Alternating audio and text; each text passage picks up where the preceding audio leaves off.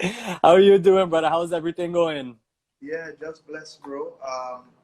Giving thanks for the better life every day to just wake up and create and add to the Soca library. Absolutely, absolutely, yes. And I know with the current situation, with the lockdown and everything, it can take a toll on, everybody's creative energies. How have you been coping? Actually, I've been doing better than I expected. I believe it's because I already put in my head that it's gonna be like this for a long while, Yeah. and we're not sure when we're even gonna get to totally return to that normalcy that we're accustomed to. So, my way of coping is just to accept it. Acceptance. They say acceptance is the first step. So I accept, all right, you're here, but you don't know when it's gonna be over. So just work with what you have right now, and restructure certain settings within your camp to allow this new vibe to become something what we call the new normal.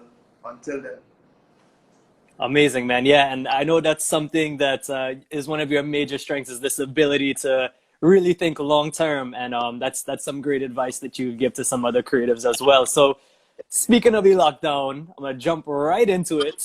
I know you have a very recent release called "Hold On," yeah, major inspirational project, one of my favorites during this time. Can you tell us a little bit more about how that project came about? yeah. That song is about 2 years and a half. Wow.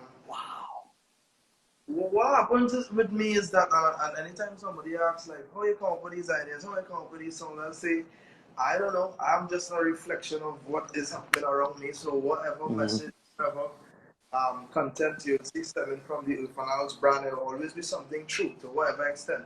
Might be about myself, but anything around me, family, friends, or whatever happening in my environment. So what I find happening a lot is that I began creating a lot of timeless music now. Just because I want to connect with the world. I want to connect my story to the world. But how to do that without really getting too deep within the culture that they're now accustomed to?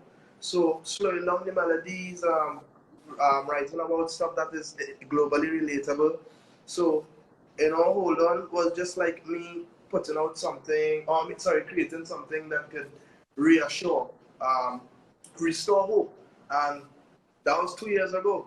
So it was like my producer was like, yo, we had to release hold on, since right after Carnival. I was like, nah, bro, some other things I was looking at for the new season. But I kind of pause and say, wait, I tell myself like, hold on, no pun intended. Yeah. This is what the people would appreciate from me right now because it would help them. Because most times in the Caribbean, we don't really directly be hit by these epidemic like that kind of Ebola thing and the SARS and we hear about it, we had knowledge about it, but it never hit home and affected us like how we are accustomed seeing in other parts of the world now. So it's like, yo, let me be a first responder in the form of music now and share something that the people can relate and enjoy and uplift themselves with us also. Yeah, that's amazing, man. I mean, one of the things that really blew me away was just the sheer scale, to see everybody around the globe, showing love and really, vibes into that positivity of the That, music and everything. that was the brainchild, the concept. For me, I got a real hands-on artist, but in recent time I kind of fall back a little bit and let people with different expertise handle that and just be guided by me. So I call upon the producer to ask him how we gonna do that because we can't gather. We can't put out something to advertise so people to come together right now. That is against what we're supposed to be doing. We're supposed to be social distancing. So it's like, all right, let's use technology because no more than ever, no greater time for the internet. And it's like everybody can be their own director in a sense. They will direct whatever clip they want to contribute, Right. which increased the involvement, which increased the authenticity and the organic vibe of the video. If you notice, there was no big high quality thing because some phones might capture people better than other phones. So you had a nice kind of fluctuating, realistic energy now. And some people was inside with baby, children, husband, wife, girlfriend, auntie, uncle. It was a real realistic setting, and we got people from Asia, we got doctors, we got police officers, and also from the line of Yeah. first responders to other different walks of life. It was a real nice thing, and I was really humbled and appreciated the fact that people can hear a clip of a song alone because we didn't send the entire thing, feel it, understand what we wanted to achieve, and really perform. They had to perform. And little that they know we created history because it's the first time in a time like this that kind of soca music video was ever created. Definitely, yeah. And it just shows how you were able to offer a different level of engagement that I think is kind of outside the box, right? So how do you engage everybody on a global scale while being inside your own house? And I think you pulled it off extremely, extremely well. So great, great, great, great vibes with that. I'm an Erphaan fan from a long time, 2006 songs like "We Are Warriors," "Soca Moving On." Hey, you're the one. Yo, I actually sang "You're the One" to one of my first school crushes, and she was like, "What is this?" For real. Yeah, I from was way back. So you're the one too. You're the one. I used to run in the computer lab when Casey Phillips from Precision Production sent the first mix. I used to run in the lab during school. I was just a hit. And when the teacher think I come into the work, I ain't listening to my little first mix there. And then I go back to class. I really appreciate how far back you really been. yeah, dog, for real, for real. Long Yeah. time. And Yeah. I have to ask the question. So I know you've been doing this thing for a long time. So one of the things I always wanted to know is, what was the come up like? Can you give us what like your first experience with music was like and how that kind of evolved and changed from then to now?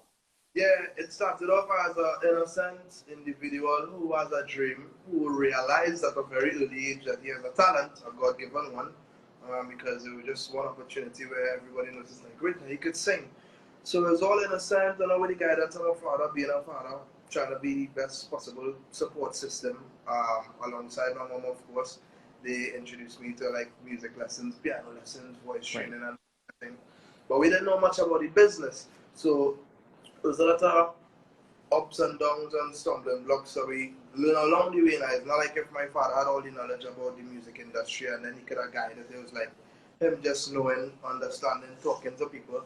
Partially school system, we have a lot of calypso competitions in schools and things, partially that in different communities, I won several of those.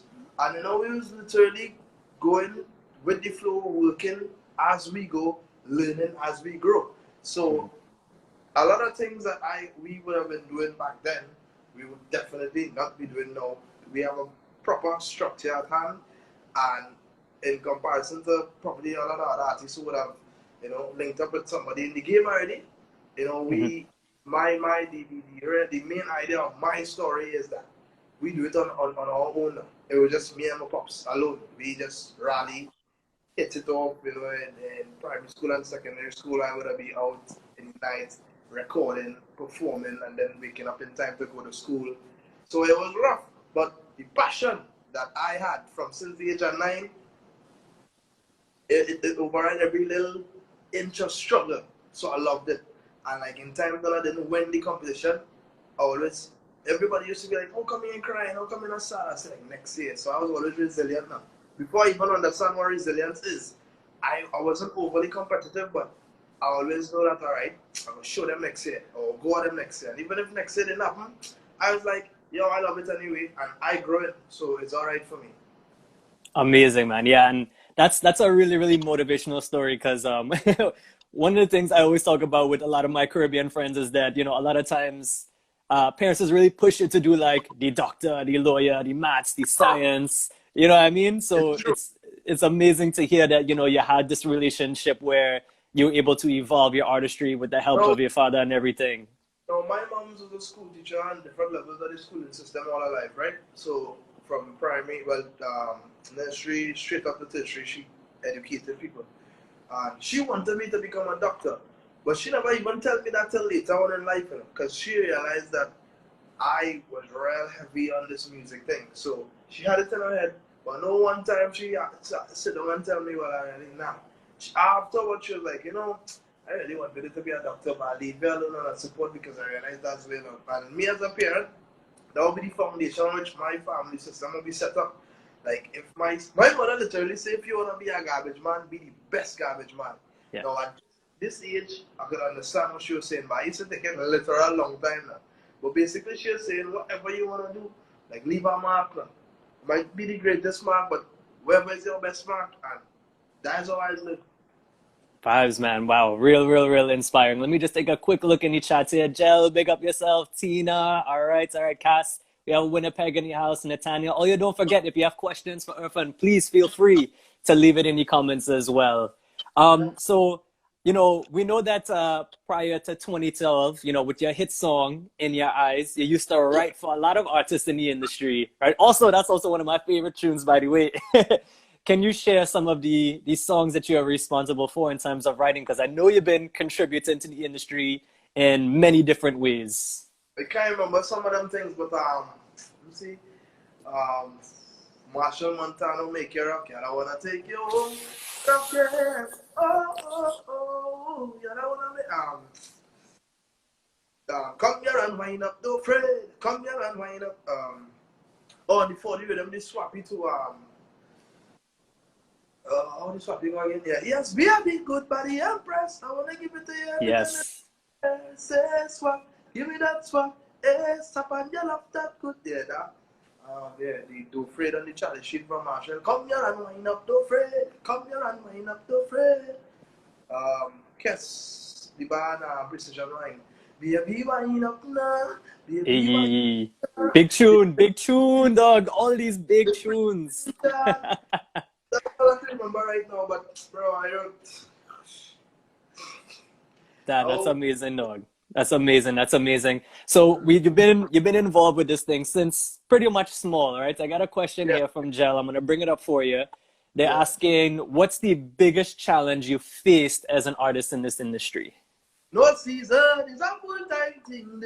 Watch out for the vibe that we bring. So come out to reach Broadway, don't surprise on the Billboard chart. Tell you some of them they don't stop it. But that's the biggest challenge, you know. A lot of people want to see that, a lot of people talking about it, and we're not seeing much people on the ground really making it happen. I don't know why. I really don't know why, bro, as an artist. Um, Hmm. but for me, I just want to continue doing what I'm doing and try to urge other artists as well, in time to come. But at the rate at which it's growing now, we wouldn't receive much growth.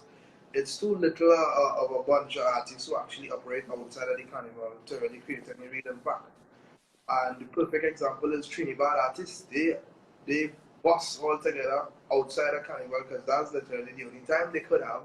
And they prove to the fans that they're real about what they're doing and they want them over. So we have all of the Trinis now who, instead of listening to Jamaican dancehall, they'll listen to Trini dancehall. They'll Hmm. support the Trini artists and them fellas and them have big tunes. They're bad. So if we as soca artists continue to just like be passive about it, there wouldn't be any growth for soca music because carnival itself. Alright, for example, look what happening right now, right? We banking on carnival, but we don't need to continuously bank on carnival alone. How would we now survive outside of carnival? Because everybody now waiting to jump on a stage to go and sing. To go and fly this way, this way, crop over, Vincy Mars, thing, Berlin, that. All of them things is carnivals. How about we continue to create something outside of the season where events will come? A long time we had something called Soca for summer, but that crashed. All these things need to come back so that we could show the fans that there is a business here. You could support us because we continue producing. We don't open and close. Right now we still open and closing. So until that fix, let's not sing that song. Soca Global because that's what I'm talking about. Soca Global is here. A lot of people misinterpret that tune. That tune is not me boasting. That's Soca Global. That tune is me being real with the public saying here. For me now, I go to the grave to support this thing. I go walk like Steve to build up this thing. No season is but it's a full time thing. But when I say some of them that stop the thing, I'm not really attacking nobody. I just saying like Hmm. generally in life, whether it be music or not, it's a lot of people who want to see something happen, but they ain't back now. So I can rally in everybody, be bad, better than bad, come to push the Soca Global in a fete, anywhere, any city, in a uptown dance, in a downtown dance. So that is the vibe. That is the biggest challenge for me is really to get that full vibe and because at the end of the day, this is not about me. So it come like in February, I talking no season, no season, no season. I spinning top in mud because everybody else who's supposed to be on board with me is not really there yet. And I must say big up to people like Voice, 3D Nyla, um, who else? Who else? Flippo. Oh, a good bit of artists released. I think they're released something. Plenty people releasing something about. It had to be the same aggression like when they see Carnival coming and Right. Julian was going crazy September. Man, they can't just don't see things going up. That is how it had to be. So that's the struggle there. That was Definitely. a struggle. That's a struggle from a long time that still persists. You know, like I said, I was saying it's really important that you push the Soca Global, and I wanted to get right into the experience. I'm grateful. Just tell me real quick what that was like.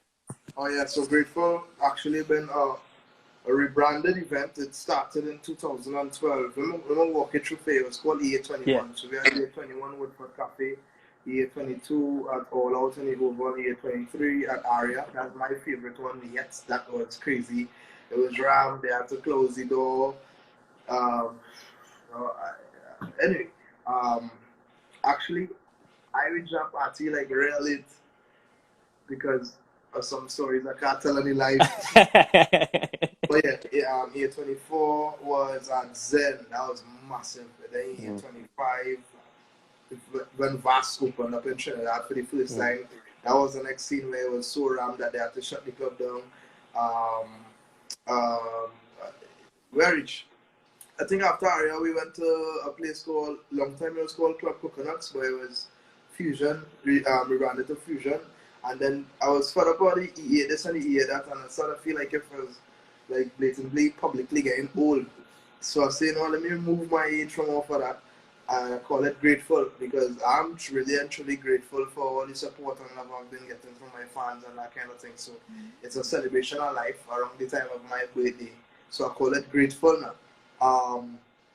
The first one was an Anchorage and the second one last year was an Anchorage. It was great first time I had the live band and we had guest artists and that kind of thing. And I created a platform for a lot of younger artists who performed before the live show. So it's really like a charity event slash concert slash after party, full vibes. Hopefully COVID tie up things, so we can't say right now, but we have bigger plans, more growth and more improvement will be taking place. So big up to our actually some team and all the sponsors like Hennessy and the Digital who have been a part of the previous one. So it's going to come. But the only thing with me is a very, very challenging event to have a Soca event in November. I already kick it off because after me is Nyla, after Nyla is Voice in December, then second Sunday in January, then Pretty. So all the young guns have something that's growing in separate months, which is just a blessing from God. We don't have to fight over dates. Basically, everybody does that around there with dates. So that's a real good vibe there. And it ties into the no seasons thing. Whereas we can do Soca events anytime. Because me, Nyla Voice and I do it way before Carnival even starts. So that's the basis of that. Just for artists now, we have become promoters to the extent because at the end of the day, we don't want to just rely on Carnival. We don't want to rely on waiting to get a hit song. We want to give our fans more. Definitely, definitely. And you know, just speaking on being able, you know, to do music way before the season, you know, I realize that's a consistent pattern over the years you have always done. You know, for example, Overdue came out, you know, months before the season actually started. You know, and I've realized that with a lot of your music, especially. So can you add on what is specifically really important about releasing music early on in the season as opposed to, you know, later on when things kind of go full swing? Yeah, bro, I can't listen to Overdue from January straight to December, bro. I can't do that. So, me as a Soca fan now, I just want to do something to give the people and them more. And I created the event as a platform to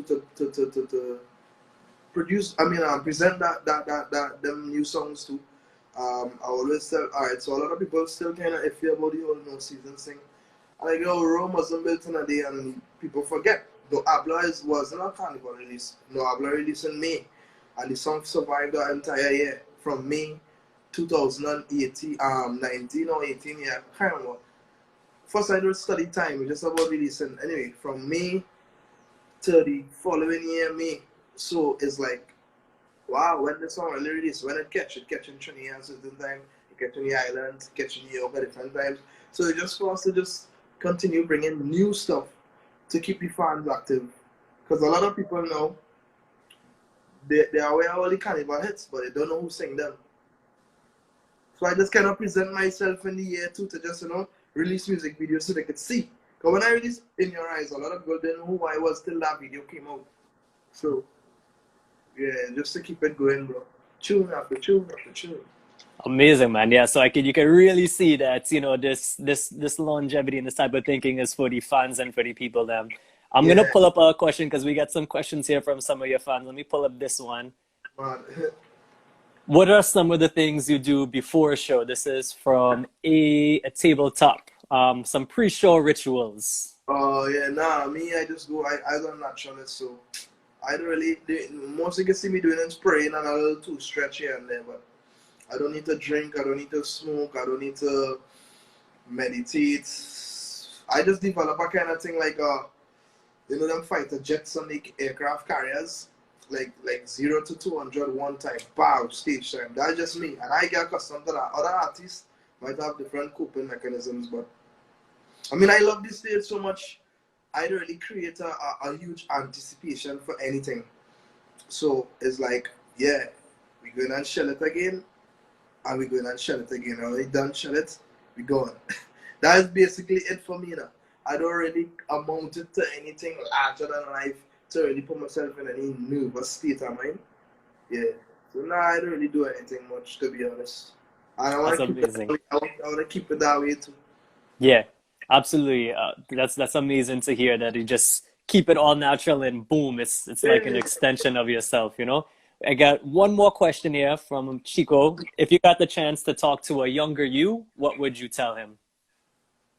Don't stop.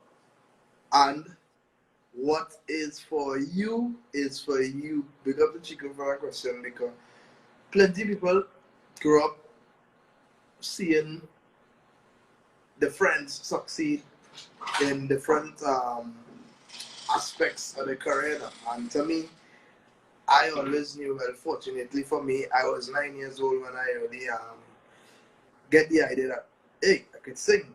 So I understood what was for me is for me.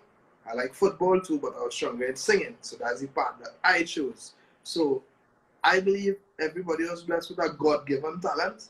And it don't even have to be like sport or entertainment, It has some people, like I had brethren who the teacher just had to talk once and I gotta go after class and ask them to re-explain it to me. So their intelligence, their IQ set a little higher than the norm. So they could absorb things and go with it. So everybody, not everybody, but most people think that a talent is just based on some kind of fancy career, like a music, like artist or a movie star or athlete. Now it could be anything that you feel so comfortable in. You just do it naturally. You don't feel like if you're fighting up to do it. So stick in your lane. What's for you is for you, and don't stop. As simple as it is. That's all I can tell. Amazing. Yeah. And I think that's advice that could, be applied for every single artist, especially young artists coming up, just getting started. So I hope all you're taking notes in there. One other question I had was that some artists and producers have expressed in the past that soca is an amazing genre, but it also has the potential to limit people's creativity because people expect it should have or shouldn't have a certain type of sound. I know in the past you have speaked of soca being really multi-dimensional and stuff. Do you feel that soca lets you unleash your full creativity, or are there other sounds and genres you would also like to explore and dabble in? I know you can't get people wrong for thinking of that because that's what they grew up, and that's what they were socialized to understand. And it come like somebody grew up in a particular lifestyle or a clan, and then that and who they not they were never allowed to explore the world because of what the norms and values of that clan is until they reach a certain level of consciousness and they challenge and they ask questions and they go. So for me, it's like a awakening that took place a long, long time ago. I was one of those jump, wave, wine, hey, thing. I don't ride for the fat. I don't make sure this can connect in the fat. But then, if I think in soca global now and they compare this genre to all these other genres, you would realize that to reach on that level, we need to be like them in certain ways. Now we're not following, but we have to match it, because if they're here and we're here, definitely some things we're not doing that they're doing. So simple thing like content and context. Overdue is when it started to resonate for me in terms of the writing. I've been doing it a while, but overdue is when like people basically understood like, yeah, this guy, this dude on a different level. And I can tell you this, like a lot of people, especially those in the industry, didn't understand what overdue was, had some strange comments. So if you was lying on the ground, you're gonna say like, men, but all the early stages of it. Because they never hear something like that and they can't really relate to it for it to function in something like as a DJ. Or, oh, you're going and shell the crowd with this Right. But that's because the mentality and the thinking was swimming around a whole bunch of thoughts that would have been sitting in the comfort of carnival itself now. So my whole idea of soca music would not be the same idea as a basic like man on the street. A man on the street still thinking like, yeah, carnival time, like jump on with music. So in time to come now, because a lot of artists, I think like since 2012, I call that the year when everybody kind of realized the power of the music. That's when it get real groovy, and we now coming back around to the fast pace. But that, between like 2012 and 2015, that's when soca was real groovy. I remember that because that's when I kind of stepped into it in a big way with the Antilles rhythm and thing. Like Antilles rhythm is like the benchmark for like Yep. changing the dynamic of the song, and people really started to write different as well, and it just becoming a little more obvious now. So for me, I would always defend soca music as a vessel that could carry any message, any form, and any fashion, fast, slow. If you listen to like our short time music, that's like heavily conscious music, conscious soca music. You could listen to plenty of Benjai older songs, plenty of Blacks older songs, even plenty of Marshall older songs, where it's the furthest thing from jump and wave and wine. Look like for example, Marshall and Benjai, gunmen gone astray. Rah, rah, rah. Yeah, That's tune, what tune. I'm saying. We going on a wind down day. No, it's a real positive message, so people need to really understand and do the research too as well to really understand what soca music really is, where it come from, to understand where it is now and where it could possibly head to. Absolutely, yeah. I think you summed it up really, really well, especially with, the change from power to groovy. I just want to big up Tabletop real quick. He says, in your eyes, different lyrical content wasn't Yep. about the jump and wave. It worked. Trini Cherry, big up yourself. A lot of positive messages in your music. Amnesty, big tune. That's very, very true. Yeah. And I know you're someone who always consistently thinks outside the box with music, kind of challenging the norm.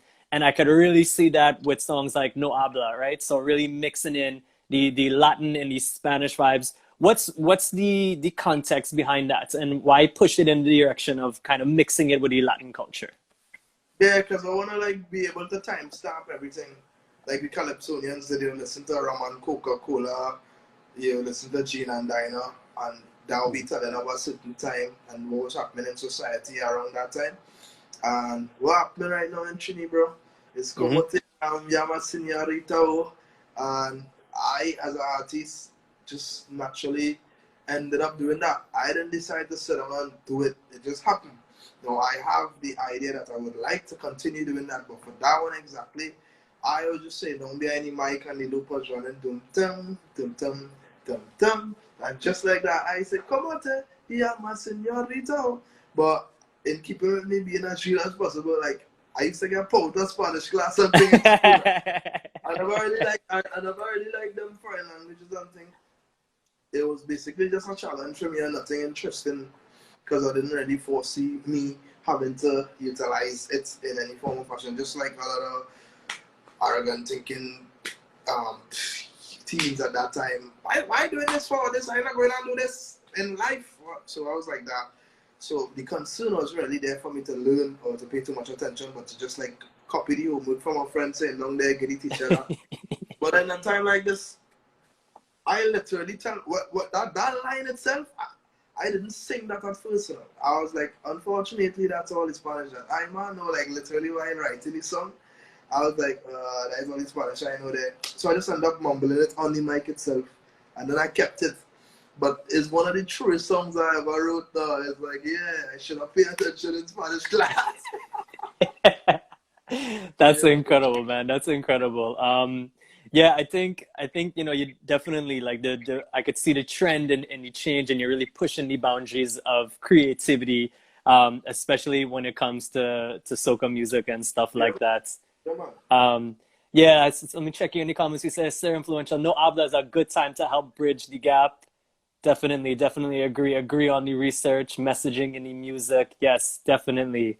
All are really amazing things. Another question I always want to ask, I know, you've done so many collaborations and, you've worked with many artists and you've been in from a long time. Are there any specific artists who have really, really inspired you on your journey, or specific artists who have helped mentor you along the way? I didn't really get much help, but I always look up. I mean, it's alright too. You know, a lot of people have the idea that so reach out to them, but whatever. But I always like Bungie Garlin and Marshall Montana. Bungie for the lyrics and Marshall for his appearance. And when I say appearance, I mean on and off the stage, the energy, the star power. Like that was the first time I see that on a local level. See, like, hey, this man, like Marshall, right? And Garlin boy, like I never really see somebody locally that talented lyrics wise and that kind of thing. So it's a real big deal. It's a real balancing way with the both of them, and still they probably most in Trinity two most prominent acts that we have now. So yeah. Amazing. Yeah, definitely. I mean, I think when people think of inspiring artists, especially in soca, you can't look any further than the two of them, for sure, for sure, for sure. Yeah, man. Um, Yeah, go ahead. yeah. I was gonna say, I was gonna ask if you have any, now that we've seen kind of generally between the groovy, the power, and stuff like that. If I, Um, if I, I know, yeah, I know we see a mix between the groovy and the power and stuff from you, and you've been doing a lot of collaborations. I know you can't give away all your cards, but if you could collaborate with any artist of any industry, who would it be? any one of them Latin artists right now, that's a wave. I believe once we infiltrate, it'll be a great deal for soca music itself because kind of close in terms of the bounce and the sound. And well, as for me, my style of soca music, a song like No Habla could be easily remixed for that side of the global music scene. So that and the Afrobeat, Mhm. yeah, is actually linked with some of the Afrobeat artists that were in Trini. So things to come. This whole COVID scene kind of tying up things right now, but at the end of the Yeah, day, we just have to make it work. So between the Latin and the Afrobeat side, for sure, it will work quite well for us because the song, the BPM, the rhythm, boom, chip is soca is basically something that came from Africa in a sense where Africa is the motherland and that is the modern bounce. So plenty places, like especially on the Latin scene, that's why a lot of them play on radio right now, and they're very commercial club hits as well because the bounce is so common and it's so smooth. I want to have a nice catchy melody with some nice instrumentation in it. Easy. yeah, definitely, man. Yeah, I could hear the similarities and sounds, even just Yeah, you humming it rhythms. and stuff. Rhythms. You could catch a real vibe to it. Mm-hmm. The Latina girl says she would love to see a collab with J Balvin or Ozuna, Big Bunny, huge collaboration. So we already have some fans who thinking ahead for you. It's not impossible at all. Don't worry, we connecting the dots day by day. Yes, the soca going global. You heard it from Erphaan. Excellent. So Erphaan, before we wrap up and stuff like that, I want to ask a really important question: was where do you kind of see soca going? What for you? I guess we could say the 5 years question. Where do you see soca going in the next 5 years or so? I mean, that will be based on the artists themselves and the creatives and the people who drive any business. So, well, I would like it to be basically on a level where before I even say global or popular, but just business-wise on a level where it's respected by the outside ENRs, labels, execs, for them to even want to buy in or to be interested in doing business with us. And definitely, based on what we would have spoken about in terms of the no season and that kind of thing, once we do all of those things, when I say, but first, let me fix local now, then we're going to take off global, you know, that's what I would like to see happening. Where I have, remember a time when you used to see Kevin Little and Rupee on BT, right? We have to return to those platforms and have that respect so people could go on iTunes and see soca instead of, you know, me and everybody else clicking reggae because it's the closest thing, you know. And that would be a collaborative effort between the artists and the fans. But it must start with us in terms of giving them more so that they can appreciate and support. Because, you know, the streaming culture and the download culture is still not very popular in the Caribbean now. So once they see things happening, it will increase. So that's Absolutely. what I'd like to see. So I have a question because I know, like, at least here in the States, the streaming culture is really, really big. In the Caribbean, what is kind of the most popular way that people get music? Is it mostly through radio? No, it used to be radio. YouTube now. I see. Carnival time now, it will be the radio because obviously they're not in tune to soca only and naturally because they don't get much air, so they don't really have no business to go looking. Nothing encouraging them to any great deal to go looking yet. But from the time Boxing Day, the psyche is all right, all the DJs. We have a brand new one for the house. We have a brand new, pretty, Nyla. Stay tuned for that. So that's where the radio now kind of resurface as the #1 distributor or the #1 broadcasting platform for people to really be aware. But like generally, so like no habla when I bust that, the radio wasn't playing that within the first 3 months, here and there. But the people themselves realize, yo, if I have a new song through my social media marketing, through whatever, me killing myself just to make sure I get that song out there. Right. I saw it actually catch. So Carnival time, yes, radio on top, but during the year, nah. Because if you go on the top 100 Trini tunes list on iTunes, right now you ain't gonna see no soca songs there, or you're not even gonna see another songs that play on radio. So what was the artist name again who won like 5 Grammys recently, and she's only about 19 or 20? I can't remember, but it's like somebody who won 5 Grammys, her song barely plays on urban radio in Trini. So that goes to show, like, you know, during the year, people on their own scene. We now get accustomed to Apple Music at least. And I believe now, because the Apple Music now, they can listen to what they want. Right. Rather than they go and single-handedly purchase a Erphaan house or stream a Erphaan house now. So it coming to come, where they will actually be hawking everybody profile. Nah, not Coffee Gel, Irish or something like Billy. Oh, yeah, Billie Eilish. Yeah. 4 or 5 Grammys just like that, bam. But if you ask her Trini who's that, she don't know. But if you go on the top 100, you'll see that she there. So who really listen? It's because people choosing what they want to listen to here during the year more than ever. And that will be the future of it very soon.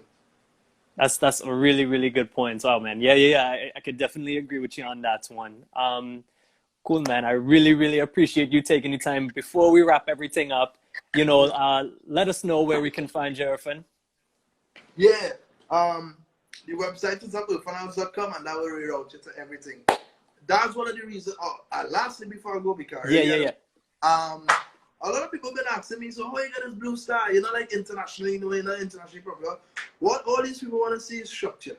Spotify account, Apple Music account, Tidal account.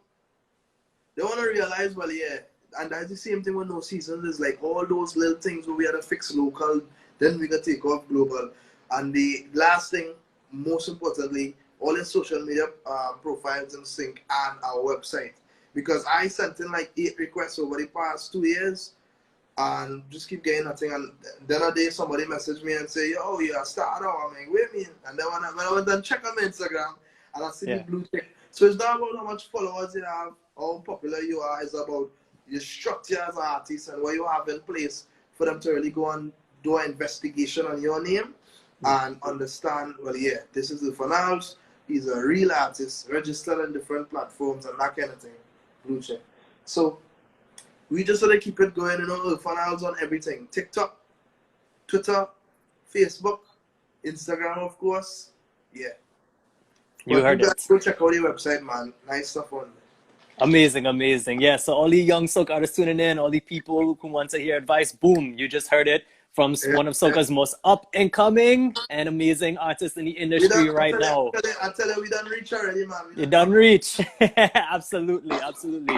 Pushing the Excellent. soca global. Erphaan, I want to say thank you again for joining us. I really, really appreciate it. All right, this was Let's Talk Soca, the Soca Analysts takeover on And the you, Live Love Soca channel. all your blessed there, and big up Love Soca too, because I'm not going to be doing you see that I do it on the team because we're working on stuff on the Erphaan now. So this might be the last one for a while. So big up all yourself, right? And Appreciated. I promised them this from a long time. So big up you, my brother. I see what you do online. Just keep doing your part. You and guys like Jen and that kind of thing. Yeah. Appreciate it. Don't feel like we don't see. We don't get to comment on everything, but we see. All they're pushing the global too. All they have a platform, and all they have people who are looking at you all as representatives of the thing in a way where, yo, let them say this, let them say that, let them post this, waiting on you all to do stuff. So we appreciate that. Blessings, big up. Thanks for the time, man. I don't know. Everybody go check out Hold On online right now. All the platforms, stream, download, YouTube, everything, right? Brand new music to come out as well. Much love. Blessings, everyone. I can't wait to see what the rest of the year has and the rest of your journey. I'm sure we'll be talking all about it soon again. Come on, bless Blessings, up. my brother. Take care. Excellent. Yeah, man. Yes.